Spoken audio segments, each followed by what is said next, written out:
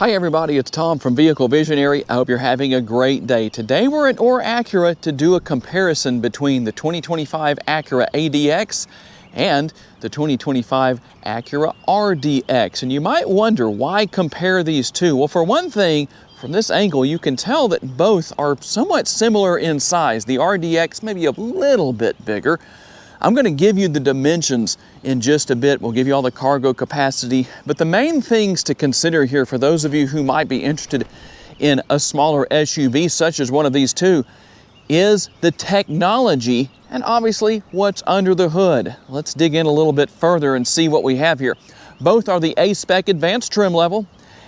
If you go with the ADX, the base price is $35,000. The base price for the RDX is $44,700. Let's talk about sizes in difference. With the RDX, we're looking at 187 inches in length, 75 inches in width, and the height is 66 inches. How does that compare to what we have with the ADX? 198.4 inches of overall length, and then our overall width on the ADX, 78.7 inches, and the height is 67.9 inches. And depending on your personal preference, you may like the front end design of either model. You'll notice there are some differences in the design, such as with the headlight design.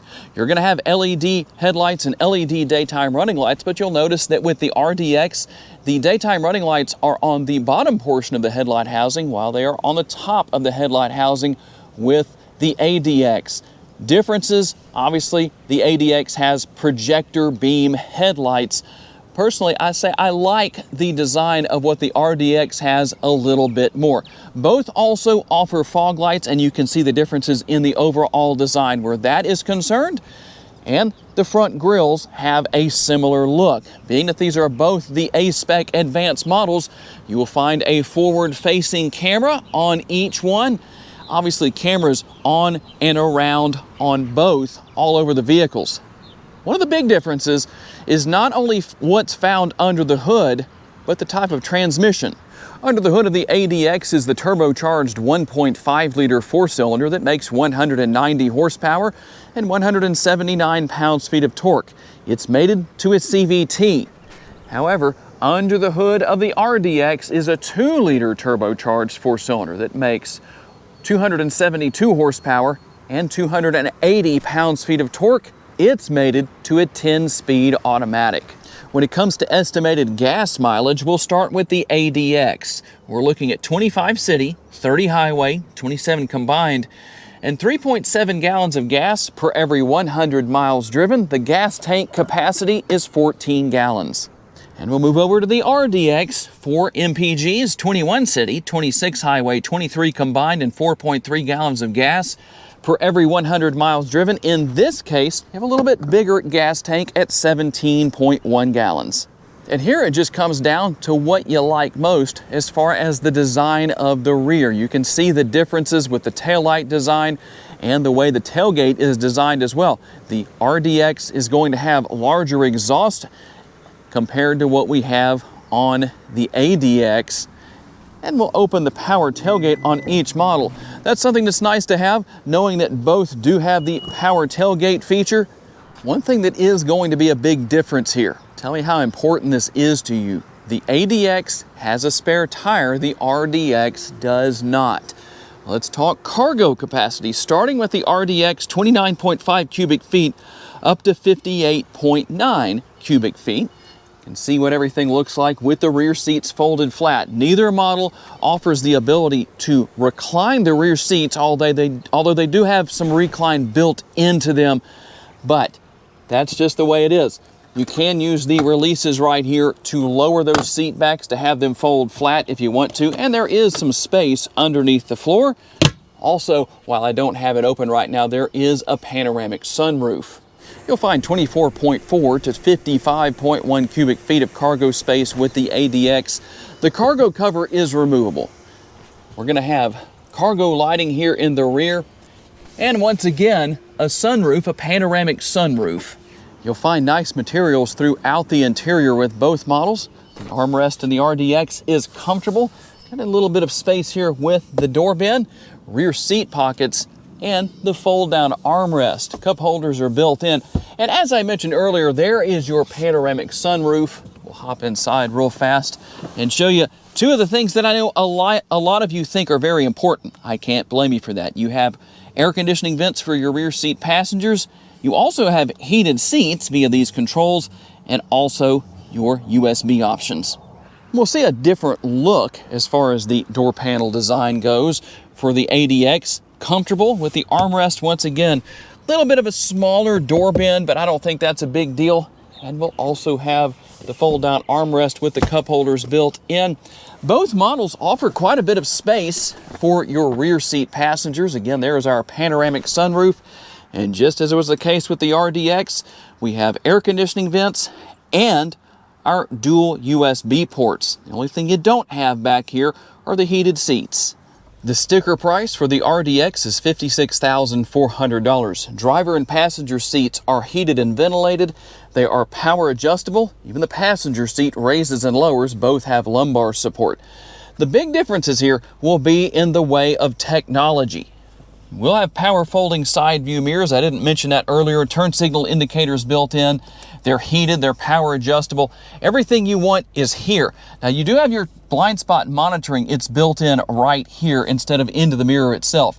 What do you think about that? I know everybody has their preferences. Steering wheel mounted controls, a nice looking instrument cluster for those who like the analog gauges. You're going to have that here with more of a traditional look to them instead of being part of a digital screen.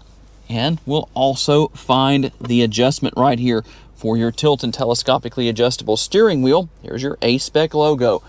The biggest difference, I'd say one of the two biggest differences here, is that you do not have a touch screen available for the RDX, at least as of 2025.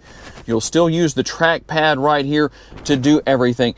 Some people tell me they really like that. They like it better than having a touch screen. One thing you will have on both models, we can push the button right here and bring up the multiple camera views depending on what you need to see. You have your overhead view, mirrors. There's quite a bit going on where that is concerned. We can go into reverse and see our backup camera. We'll also have dual zone climate control. Here's our ventilated and heated seat functions for both sides, for the driver and passenger sides, and your drive mode selector.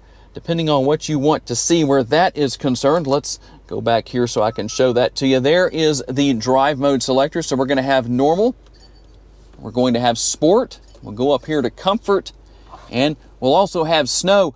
The overall design of the center console area is going to be different. Here is one of those other major differences I was telling you about, the push button shifter. It's either loved or it's hated. There seems to be no neutral ground.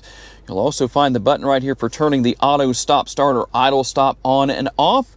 Here's your wireless charging pad and room within the center console. The sticker price on the ADX is $45,950. So depending on what you want to spend, there are your numbers where that is concerned.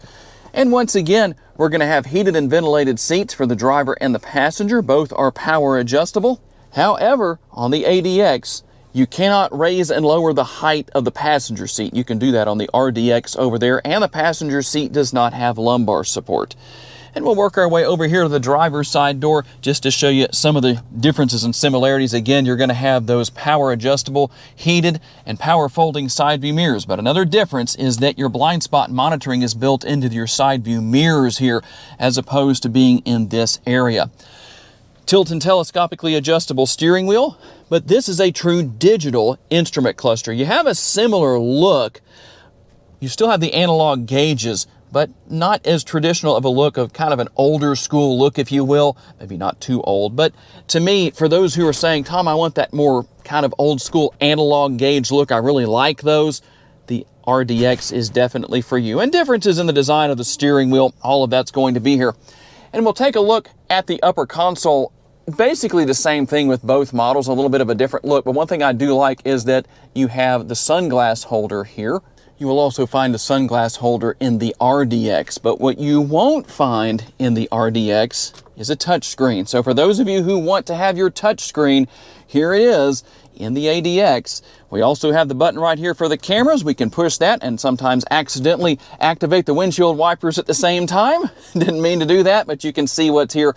Basically a similar look to a large degree, but that's what we're going to have as far as that goes. I'll also go into reverse and show you the backup camera. You still have that overhead view. And there's a lot going on here. I have a full video on both models that you can watch if you want to, where I go into a lot more detail on the individual features and functionality. This is just to show you some of the similarities and differences in today's video. But an easy system to use. Dual zone climate control here as well. And the good news is that you also have heated and ventilated seats for the driver and the passenger. Dual zone climate control. But here is where there are some very big differences. Not only with the screen being a touch screen, but also the fact that you have a conventional style shifter compared to the push button shifter. Your wireless charging pad is here, USB ports and a 12-volt power outlet. Cup holders are set up a little bit different, one in the front and one in the rear. And here is your drive mode selector. So let's see what our drive modes are. They're not only going to come up there on the driver's display, but also on the center screen.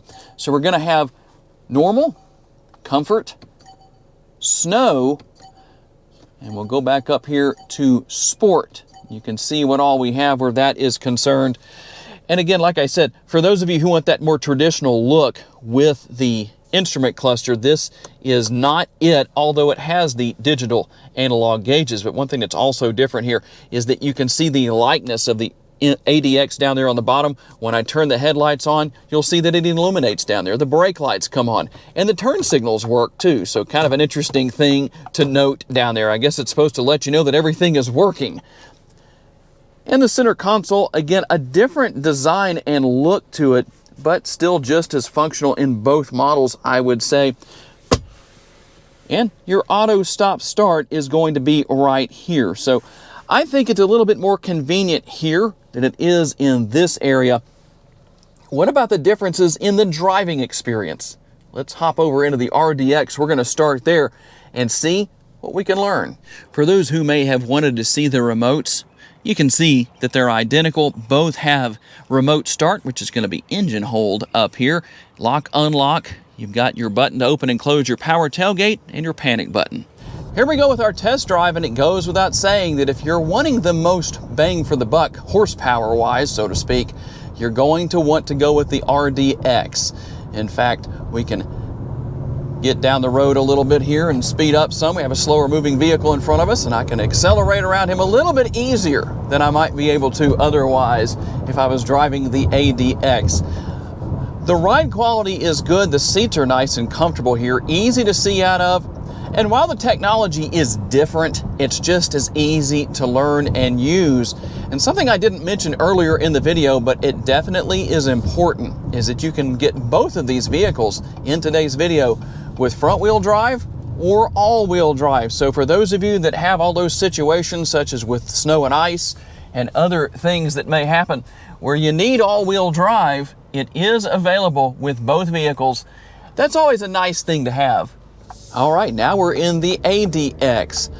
You might be surprised at how well the ADX gets down the road. It doesn't have as much horsepower. If you're wondering which model to buy and if that is one of the major deciding factors for you, well, test drive both, because I think you'll be a little surprised at the acceleration capabilities of the ADX. No, it doesn't have as much horsepower, but I know when I step on the pedal, it gets down the road quicker than what I might expect, knowing that there's an 118 horsepower difference between the two models. The ride quality is good. It handles the road well. The seats are equally as comfortable in both vehicles. And the technology here also easy to learn and use, but you do have that big advantage of the touchscreen. And one thing that I did not mention earlier when we were in the RDX, but it goes with both models, is that no matter your height, I get that question a lot, can somebody over 6 feet tall fit, or maybe somebody who's shorter than 6 feet, maybe around 5 feet? Everybody can adjust the steering wheel and the seat, the driver's seat, to their liking, whether it's for height for someone who's 6 feet plus or somebody who is around 5 feet tall.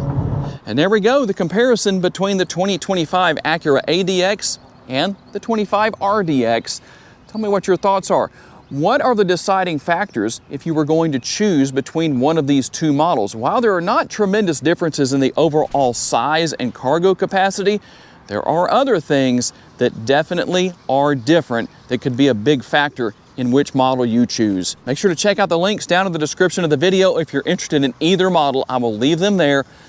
I would like to say a special thanks to my friends at Orr Acura for loaning me these models for the day so I could tell you all about them, and a special thanks to all of you for being kind enough to give me the opportunity to give you a vision for your next vehicle. If you enjoyed this video, please be sure to hit the like button.